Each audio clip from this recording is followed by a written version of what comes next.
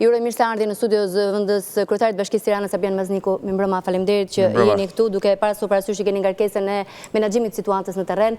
Ne kemi folur kryesisht për Durrësin dhe Thumanën për shkak të parametrave, për masave të tragjedisë që ka ndodhur atje, jo vetëm viktimat, por edhe të lënduarit, personat që siç e shihni po jetojnë në tenda, shirat po vinë paktën sipas parashikimeve temperaturat janë të ulta. Si është situata në Tiranë? A ka shqetësim serioz? Unë vetë kam parë disa godina që më janë dukur më shumë se të krisura sot në Tiranë. A ka vend për shqetësim? Padyshim që po, situata në Tiranë është relativisht problematike, sigurisht nuk krahasohet me problematikën që ka pas Durrësi dhe Thumana. Për fatin e mirë, Tirana nuk ka pasur probleme jete, nuk ka pasur probleme me ndërtesa të rrëzuara, të cilat mund të rrezikonin në këtë fazë jetën e njerëzve, ndaj dhe për të vërtetën dhe një pjesë e stafit të shpëtimit të Bashkisë Tiranë këto ditë në fakt janë lëvizur dhe kanë punuar në Durrës dhe në Thuman, si nga zjarfikset ashtu dhe nga Inspektorati i Ndërtimit Mjedisit që merret me këto punime specializuara, por nga tjetër edhe Tirana nuk është pa probleme, ka probleme të mëdha, të dy kategorive të mëdha. A jemi në kushtet që duhen evakuuar ndonjë godinë, jemi duke punuar për a ka një verifikim të dëmeve? Kemi një grup shumë të madh. Këto 2 ditë që përpiqemi të kemi statistika të sakta, të kuptojmë, të ndihmojmë aty ku ka nevojë me informacion dhe për të qenë më transparent me publikun, por nuk i kemi zyrtare këto shifra dhe meqense jo, shifrat janë dhe çështja është që në këto momente kanë qenë atëherë në Tiranë, sot që flasim ne, ka më shumë se 156 pallate të cilat janë të dëmtuara, të cilat variojnë dëmtime nga dëmtime të pjesshme, krisje bazike, deri në dëmtime më serioze. Në momentet teksa ne po flasim, ka një numër pallatesh në kombinat dhe në njësinë 11, pra 3 ose 4 ndërtesa në kombinat dhe 1 në njësinë 11, cilët janë duke bërë verifikimet për potencialisht të shpallur të pabanueshëm për momentin, derisa të bëjmë verifikimet të mëtejshme dhe po kërkojmë të bëjmë evakuimin e banorëve. Kemi edhe shumë disa ndërtesa të tjera. Tirana sot ka më shumë se sa. Kur thoni po kërkojmë të bëjmë evakuimin e banorëve, se duket fjalë e thjeshtë për të thënë, po ka dhe rezistencë. Ju e patë dhe zonjën ishte në çadër, tha, jo nuk dalë që këtu, po tjetë për të vajtur në hotel, rri këtu, ka frikë, ka paranoj, ka frikë edhe nga tërmeti, me thënë drejten. Janë bashkëpunues? Kemi pas probleme me bashkëpunimin, ka njerëz që nuk janë bashkëpunues, ka qytetarë që mendojnë që duan ta marrin rrezikun. Në fakt, në disa momente të caktuara ne do të kalojmë dhe kjo është diskutimi që bëhet tani, do të kalojmë në ato që quhet evakujimi i detyrueshëm, në cilën nëse do të gjykohet nga ana e Institutit të Ndërtimit dhe ekspertët që ndërtesat nuk janë qëndrueshme dhe kanë mbartë një rrezikshmëri për jetën, do t'i kërkojmë njerëzve që ta evakuojnë ndërtesën përtej vullnetit tyre nëse ka një rrezik të mirëfillt për jetën. Në ato raste kur do të vlerësohet që kemi një rrezik iminent. A ka shifra qytetarësh, familjesh që janë të ekspozuar ndaj këtij rreziku dhe duhet evakuohen? Në ndërtesat e larta, pra ndërtesat e tipit pallat, janë të paktën 5 tani që janë duke u vlerësuar në këto momente teksa flasim neve. Për të thënë vërtetën, 5 godina janë të larta, të ulta, në çfarë zonë ndodhen? Janë në kombinat 4 dhe një njësinë 11. Janë ndërtesa të 4 ndërtesa të vjetra, pra ndërtesa të para viteve 90, të cilat janë ndërtesa të tipologjisë me tull. Në fakt, ata kanë marrë një goditje të re nga ai 21 shtatorit, nga tërmeti i mëparshëm. Kanë marrë një nga i mëparshmi, një nga ai dhe një nga ky i sotshmi i pasdites sotshme, i cili në fakt ka pasur lëvizshmëri në këto struktura, ndaj dhe kemi rikthyer për të bërë një vlerësim tani këtyre objekteve. Kemi disa shtëpia private të cilat në vetvete nuk kanë probleme, por ndodhen pranë një objekti, pranë qytetit studentit që është një xhak i vjetër i cili ka psuar dëmtime, të cilët do të fillojnë sot gjatë natës punime për çmontimin në xhakut, por është ushtrim realisht i vështirë sepse duhet ngrihemi në lartësi shumë për të pasur mundësi ta çmontuar, pothuajse të gjithën me dorë. Gjatë gjithë këtyre ditëve kemi punuar në mënyrë sistematike gjatë gjithë ditës djeshme dhe ditës sotshme për çmontime pjesëzash ndërtesash të cilat kanë rrezikshmëri. Kryesisht sërish në ndërtesat vjetra të para viteve 90, oxhaqe apo parapete. Oxhaqet janë elementë që ngrihen mbi ndërtesat që kanë dëmtuar dhe mund të rrëzoheshin mbi tjegulla dhe të krijonin problematika. Një pjesë janë rrëzuar mbi tjekullat e ndërtesave, në pallatet shkollare apo në disa ndërtesa të tjera. Një pjesë tjetër ndërtesa kanë parapetet, janë elementet ancore të ndërtesës që rrezikonin të bienin poshtë ose kanë rënë poshtë pjesërisht dhe kishin pjesë të shkëputura që mund të rrezikonin qytetarë të tjerë. Dhe këtu janë hequr në mënyrë sistematike nga ana e punonjësve të bashkisë. Problemet më dha i kemi në fakt në zonën e fshatit, ku kemi më shumë se sa 280 ndërtesa të cilat janë të pabanueshme, këto janë ndërtesa individuale, pra shtëpi fshati, gjithashtu ndërtesa të vjetra, të cilat në fazën e parë një pjesë e madhe këtyre njerëzve janë tashmë evakuuar, kanë shkuar Ku janë? Ku po shndrohen? Një pjesë e madhe kanë shkuar të afërm të tyre, njerëz që banojnë pranë tyre. Një pjesë janë në 5 qendra tona sociale, të cilat sot që flasim neve janë pothuajse në kapacitet plot. Kanë pritur njerëz, një pjesë janë jemi duke punuar tashmë dhe neve me hotelet në disa zona Tiranës për të çuar njerëz te këto hotele dhe një pjesë janë vendosur në çadra, se kanë kërkuar që të jenë pranë shtëpisë. Pra ne kemi shpërndarë më shumë se 110 çadra deri tani pranë shtëpive në fshatra të ndryshme, që fillojnë që nga zona e Ndroqit, e Petrelës, e Pezës, dhe njerëzit janë akomoduar pranë shtëpive tyre ekzistuese.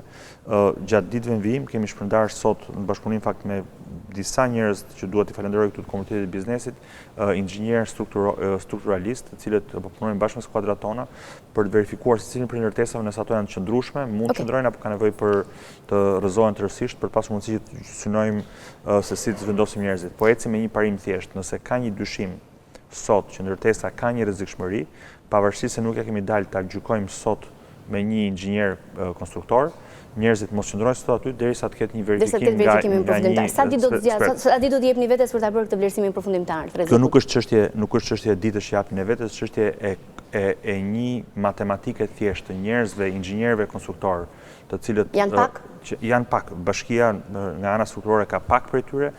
Kemi një grup që na janë bashkuar nga kompanitë private, pra inxhinierë që janë nga kompanitë private, po nuk janë aq shumë njerëzit cilët e kanë këtë kapacitet, të cilët mund të shkojnë dhe të bëjnë një verifikim.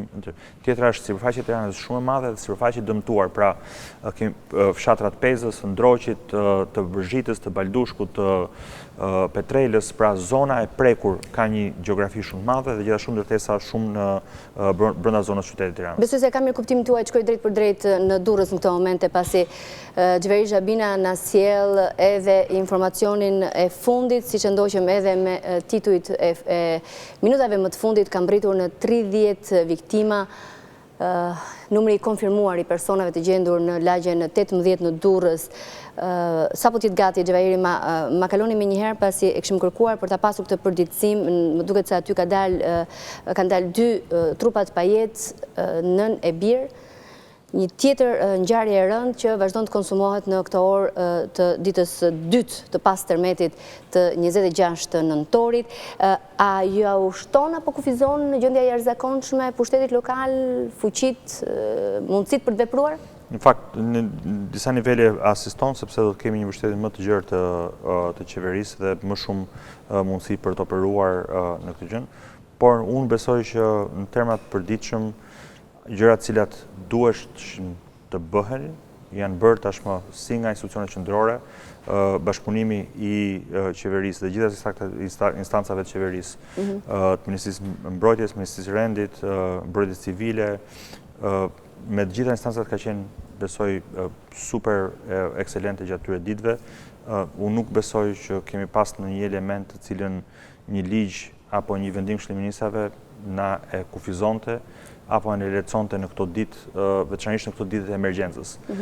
Në momentin se duhet të veprojmë nga këto tutje që ka të bëjë me shpenzimet publike, me mekanizmat e mënyrës se si mund dhe me çfarë shpejtësie mund të shpenzojmë financat publike në nevojë për këto nevoja dhe mundësinë që të bashkëpunojmë me biznesin. Pikërisht për këtë çështje besoj që vendimi i Këshillit të Ministrave që ka dalë këtë orë do të na facilitojë disi qysh punën, por besoj që këto 40 orë që kanë kaluar ose po afrojnë kalimit, pak që do të kishë ndryshuar, ta kishëm a mos ta kishëm 40 orë më parë. Zoti Mazniku, jeni nënkryetari i Bashkisë së Tiranës, po jeni edhe prind dhe nuk di si e përjetuat momentin e atij tërmeti të frikshëm. Problemi i madh është që e para çdo person që kanë fillim prind, pastaj ka detyrat e tjera. Kështu që gjëja e parë që ty të shkon mend është të mendosh për sigurinë e fëmijëve dhe të mendosh se si mund zgjidhesh atë problem. Por më njëherë më pasi e ke menduar këtë gjë dhe kjo ka ndodhur, pra pasi ka momenti i parë. Për shembull, a ju shkojnë ndërmend lejet që jep Bashkia e Tiranës? A ndiqen të gjitha procedurat? Kishim sismologun pak më parë, tha që ka dhe mënyra që jepen lejet. Atë në fakt nuk e tha sismologu e thatë ju në fakt, po se dëgjova më shumë me sismologun. Jo, tha sismologu që nuk di se si janë dhënë, se ekziston korrupsioni. Apo mënyra për të marrë lejen pavarësisht nëse e meriton apo janë bërë studimet e kërkuara. Si është e vërteta? Domethënë, është raporti moral dhe raporti ligjor. Sot kemi kaluar 2 herë një provë zjarri. Me 2 tërmete, se si dhe sismologu ka qenë tërmeti më i madh që ne kemi pasur në histori, asnjë prej ndërtesave të dëmtuara apo të rrëzuara nuk është një ndërtesë e cila ka qenë me leje. Kemi të bëjmë ndërtesat paktën në Tiranë janë të gjitha ose të vjetra të dëmtuara të para viteve 90, ose ndërtesat të ndërtuara pa leje jashtë atyre që kanë qenë elementet leje. Një pallat që kanë parë në Tiranë sot në blok nuk është është i pas viteve. Nuk është dëmtuar në mënyrë strukturore. Pra ta garantoj unë që nuk ka asnjë pallat në blok i cili ka dëmtime strukturore. Të rinë të qetë banorët e atij pallati. Nga jashtë paktën të shtinte frikën. Shumica atyre të cilat njerëzit janë shqetësuar janë element eksaktësisht inxhinierik që janë bërë pikërisht për këtë punë. A keni ngritur grupe të qetësojnë edhe banorët? Patjetër kemi grupe pune gjatë këtyre 40 orëve të 27 njësitë administrative të Tiranës kanë punuar 24 orë dhe gjithashtu kanë qenë grupe që kanë kontaktuar, kanë shkuar i takuar, nuk besoj se kanë një qytetar në struktura cilët ka komunikuar me bashkinë dhe nuk ka marrë përgjigje dhe nuk është takuar. Funksionon zinxhiri i lejeve? Është i rrept?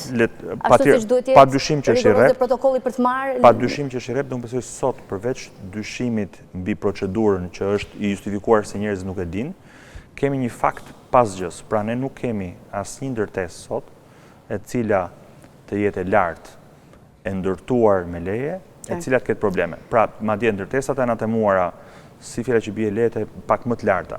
Të katërt të larta. Plaza nuk ka pas asnjë problem. Hotel Plaza. Kulla e re ndërtuar pranë stadiumit s'ka pasur absolutisht asnjë problem. Kulla Abba Center nuk ka pas asnjë problem. Pra ndërtesat e larta të ndërtuara sipas standardeve, në fakt janë ndërtesat cilat kanë treguar që kanë më pak probleme.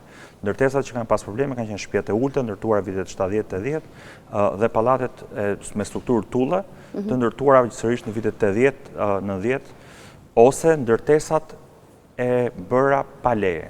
Pra, një pjesë e madhe ndërtesat e cilat kanë pas dëmtime rrënjësore, janë ndërtesat cilat në një farë mënyrë babëzia individuale e njerëzve, përshtuar dhe një kat, përshtuar dhe një kat, përshtuar një shkat në pa leje, pa punë inxhinierike. Kur s'ka institucione këtë bëjnë njerëzit, kudo? Kur s'ka institucione që të vënë përpara përgjegjësisë dhe mos i lejojnë ta bëjnë këtë? Padyshim që kemi probleme strukturat dhe institucionet. Por ama lajmi i mirë të paktën për të fokusuar është që ato struktura që kanë aplikuar për leje, kanë marrë leje, kanë pas strukturë të mirëfillt inxhinierike, në fakt kanë performuar më mirë se çdo pritshmëri tjetër. Pra, tërmeti i sotshëm, teatrin kombëtar që është akoma qëndron aty pavarësisht tërmeteve. Teatri dhe frikës suaj se do të shëmbej, se ishte në gjendje kritike teknike. Për qenë vërtetën, shqetësimi jon për teatrin kombëtar nuk ka qenë kurrë i strukturës sismike, ka qenë i frikës së zjarrit.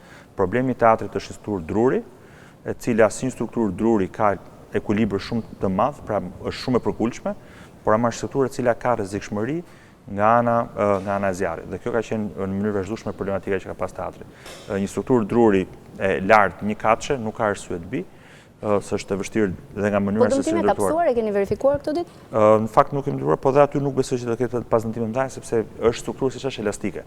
Është nga ato struktura që lëviz dhe kthehet në vend. Nuk është ai problemi kryesor. Problemi kryesor i teatrit ka të bëjë me gjëra tjera, por jo me sismologjinë. Faleminderit që ishit në studion e Euronews Albania. Ishte Arbjan Mazniku,